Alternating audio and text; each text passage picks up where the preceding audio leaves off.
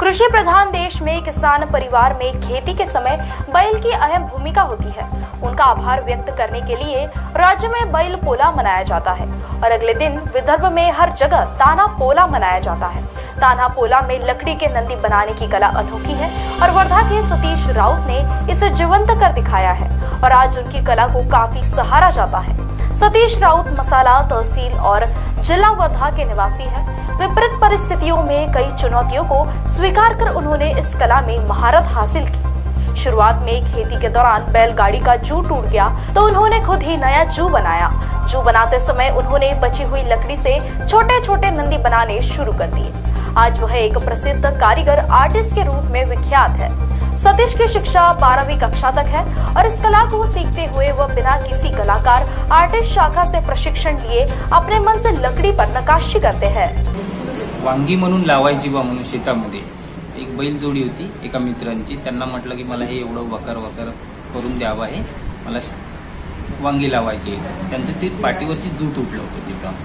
जू तुटलं होतं मग ते म्हणे का बा हे जू तुटलेलं आहे, तुम्हाला थांबावं लागेल बा म्हणे। तर मी म्हटलं कदाचित आपण जर जू बनवलं तर म्हणे बनन का म्हणे। तर म्हणे तुम्ही तर कधी काम केलेलं नाही आहे म्हणे। काम केलेलं नाही तर म्हटलं काय होते, मी आपण ट्राय तर करू शकतो। ते म्हणे ठीक आहे म्हणे, ट्राय करून बघा म्हणे। लाकूड आमचं म्हणे मेहनत नाही देणार म्हणे तुम्हाला। तर चालेल म्हटलं, मेहनत नाही देणार तर मग ते जू म्हणे 12 गावच्या वस्तादनी बनवलेलं आहे म्हणे।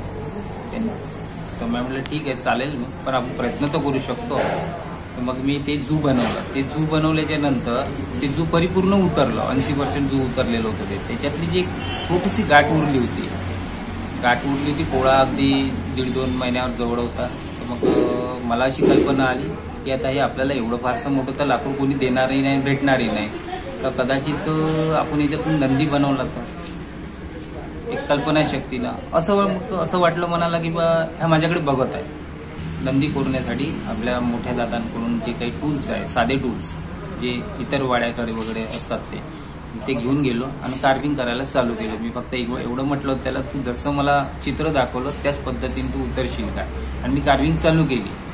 दुसऱ्या वर्षीला मी पुन्हा विचार केला, 3 नंदी निंबाच्या लाकडामध्ये बनवले, जे कधी कोणी करत नाही, कार्विंग होत नाही त्या लाकडामध्ये, अवघड जाते ते आणि थोडी ऊल जाते, फाटते। मग मी त्या निंबाच्या याच्यात कार्विंग केली। 3ही नंदी इतके सुंदर नव्हते, थोडेसे दुसऱ्या वर्षाला वर्क असणार होतं। ते एका व्यक्तींना आवडलं, त्यांनी 3ही नंदी घेऊन घेतली। 3ही नंदी घेतल्यानंतर मग असं वाटलं मला की आता आपल्याला शेत सोडावं लागते। शेतमाऊलीने आपल्याला एक आई जशी आपल्या लेकराचं संगोपन करते किंवा काही देते, एक गुरु असल्यावानी तिनेही मला ते 8 दिवसाच्या शेतीतून घेतलेल्या इतकं काही देऊन दिलं की माझं नावही सुद्धा अलौकिक करून टाकलं।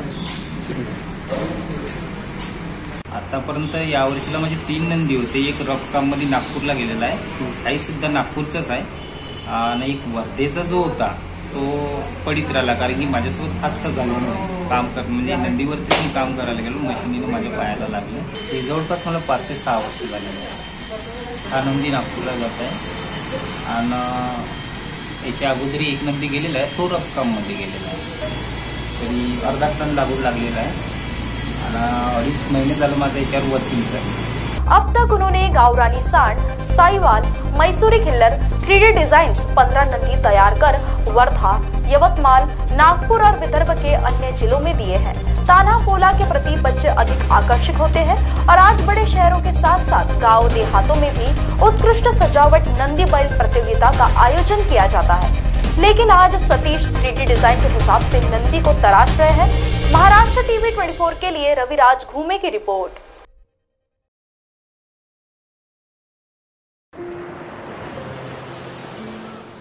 वेदूसारखीच आपणही आपली स्वप्ने प्रत्यक्षात आणण्यासाठी, ती फुलवण्यासाठी जिद्दीनं झटतो, कष्ट करतो। पण अचानक नैसर्गिक आपत्ती येते आणि आपल्या साऱ्या स्वप्नांचं पाणी होऊन ते वाहून जातं। अशा अस्मानी संकटांनी महाराष्ट्रात अनेकांचं अतोनात नुकसान झालं। स्वप्नांबरोबर अनेकांचे आयुष्य उद्ध्वस्त झाले। मात्र शासनानं आपुलकीनं त्यांना धीर दिला, भक्कम आधार दिला, केंद्रीय निकषापेक्षाही अधिक मदत केली। लाखांहून जास्त शेतकऱ्यांच्या खात्यात 25% अग्रिम रक्कम जमा केली. आपत्तीग्रस्तांच्या आयुष्यात पुन्हा नवी उमेद जागवून आनंद निर्माण केला. मदतीतून नवजीवन, आनंदाचे पुनर्वसन. आपत्ती व्यवस्थापन, मदत व पुनर्वसन विभाग, महाराष्ट्र शासन.